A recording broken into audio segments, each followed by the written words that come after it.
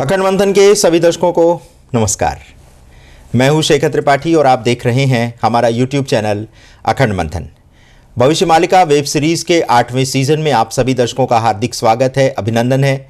जैसा कि आप सभी ने भविष्य मालिका वेब सीरीज को अपार लोकप्रियता प्रदान की है और इसे अब तक 4 करोड़ दर्शक देख चुके हैं। तो जैसा कि आपके साथ साथ हम भी ये प्रश्न उठा रहे हैं कि यदि भविष्य मालिका में लिखी बातें आगामी समय में सत्य सिद्ध नहीं होती हैं तो फिर इस ग्रंथ पर विश्वास करने वाले दर्शकों के समक्ष एक बहुत बड़ा प्रश्न चिन्ह लग जाएगा।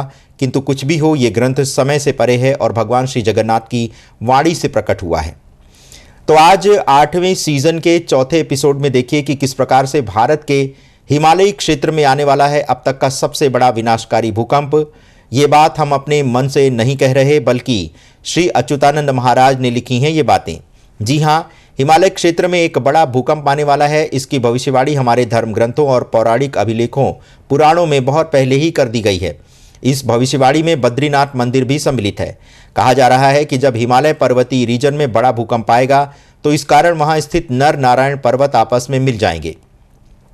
अभी इस नर नारायण पर्वत के मध्य एक संकरा मार्ग बद्रीनाथ मंदिर की ओर जाता है, किंतु जब यह भूकंप आएगा तो नर नारायण पर्वत आपस में मिल जाएंगे और बद्रीनाथ मार्ग बंद हो जाएगा। यह बात भविष्य पुराण में भी लिखी गई है।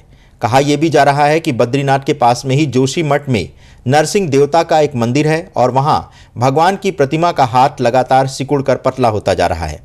कहा जा रहा है कि ये नरसिंह देवता ही हैं जो बद्रीनाथ मंदिर की रक्षा करते हैं। जिस दिन नरसिंह भगवान की प्रतिमा से उनका हाथ अलग हो जाएगा उसी दिन बहुत बड़ा प्रलय आ जाएगा। मंदिर के सेवक बहुत सावधानी पूर्वक भगवान नरसिंह की सेवा करते हैं और डरते इस बात से हैं कि कहीं उनका हाथ अलग ना हो जाए। यही नरसिंह मंदिर भविष्य बद्री के रूप में आगामी समय में जाना जाएगा और भक्तों को इसी स्थान पर भगवान बद्रीनाथ के दर्शन होंगे। इसे भविष्य बद्री तीर्थ स्थान भी कहा जाता है। इसी भविष्य बद्री में आदि शंकराचार्य द्वारा एक पत्थर की शिला भी स्थापित की गई थी, जिस पर धीरे धीरे एक आकृति उभर रही है, जिसमें मुख की आकृति, धड़, हाथ एवं पांव के स्पष्ट निशान देखे जा सकते हैं।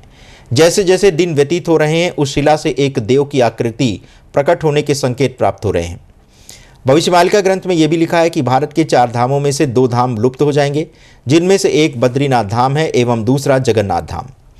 भविष्य में भगवान बद्री के दर्शन तो भविष्य बद्री में होंगे और जगन्नाथ भगवान की स्थापना छतिया भट्ट नामक स्थान पर होगी। इस स्थान पर श्री जगन्नाथ जी का मंदिर पहले से ही स्थापित किया गया है और इस मंदिर को भगवान श्री जगन्नाथ के आने की प्रतीक्षा है। वैसे श्री जगन्नाथ मंदिर के डूबने की बात यूं ही कही नहीं जा रही, बल्कि इसकी आशंका 250 वर्ष पूर्व कनिका के राजा को हो गई थी। ओडिशा के केंद्रपाड़ा जिले के तटीय गांव पेंथा में भगवान श्री जगन्नाथ का एक छोटा सा मंदिर है। इसका निर्माण 250 वर्ष पूर्व इसी राजा द्वारा किया गया था। वो इस मंदिर को और भी विशाल रूप प्रदान करना चाहते थे। उनकी ये इच्छा थी कि ये मंदिर श्री जगन्नाथ भगवान के मंदिर की तर्ज पर विशाल बनाया जाए। इसी उद्देश्य से उन्होंने कई वास्तुविदों को बुलाया और उनसे परामर्श लिया, तो उन्हीं विशेषज्ञों ने बताया कि यहाँ पर इतनी बड़ी संरचना का निर्माण करना ठीक नहीं होगा, क्योंकि एक दिन ये स्थान समुद्र से घिर जाएगा। 250 वर्ष पूर्व इस स्थान से समुद्र 10 किलोमीटर दूर था, किंतु अब ये समुद्र से मात्र 4 किलोमीटर ही दूर है और समुद्र 6 किलोमीटर आगे बढ़ चुका है। इस बात से इनकार नहीं किया जा सकता कि धीरे धीरे यही समुद्र बहुत सी मानव जनसंख्या को अपना शिकार बना ले। अतः श्री जगन्नाथ मंदिर में होने वाले जल प्रलय की घटना से तो इनकार नहीं किया जा सकता। कहा जा रहा है कि भविष्य मालिका में यह भी लिखा है कि युग परिवर्तन के इस दौर में भारत पूरे संसार भर के देशों का ध्यान अपनी ओर आकर्षित करेगा। पश्चिमी देशों में चल रही सुखवाद की परंपरा समाप्त हो जाएगी और भारत के साधु संत और प्रबुद्ध लोग अपने अध्यात्म के बल पर सारे संसार की मानसिकता को बदलने की शक्ति रखेंगे। मानव प्रकृति के साथ अपने संबंधों को पुनः परिभाषित करेगा और प्रकृति को ही सब कुछ माना जाने लगेगा। किंतु ये परिवर्तन इतना सरल नहीं होगा एवं सनातनी संस्कृति को कदम कदम पर नवीन चुनौतियां मिलेंगी। किंतु ये भी अकाट सत्य है कि जो लोग इस दौर में परिवर्तित होने के लिए तैयार नहीं होंगे वे स्वतः नष्ट हो जाएंगे। वैश्विक स्तर पर भी आर्थिक व्यवस्था ध्वस्त होने के कारण आम लोगों के जीवन में कठिनाइयां बढ़ेंगी। देश में बाहरी एवं आंतरिक स्तर पर अशांति देखने को मिलेगी। कई देश अपने पड़ोसी देश के साथ अचानक आक्रमण कर देंगे एवं एक अत्यंत विनाशकारी भूकंप आने के बाद ही इन देशों में चल रहा युद्ध समाप्त होगा। यही स्थिति भारत में भी होगी और सभी को लगेगा कि अब शांति व्याप्त हो गई है, किंतु यही वह समय होगा जब एक बार पुनः देश में आंतरिक हिंसा भड़क उठेगी। ऐसी ऐसी प्राकृतिक आपदाएं आएंगी कि धरती का भूगोल परिवर्तित हो जाएगा। जैसा कि आप सभी जानते हैं कि 19 जून को समाचार पत्रों में धरती के अपने अक्ष पर झुकने का समाचार बहुत तीव्रता से प्रकाशित हुआ था। इस रिपोर्ट के अनुसार पृथ्वी के ऊपर रह रहे 8 बिलियन लोगों ने धरती से इतना पानी निकाला है कि पृथ्वी के द्रव्यमान में परिवर्तन आने लगा है। इस कारण से पिछले 2 दशकों में वो अक्ष जिस पर पृथ्वी घूम रही है करीब 1 मीटर तक झुक गया है।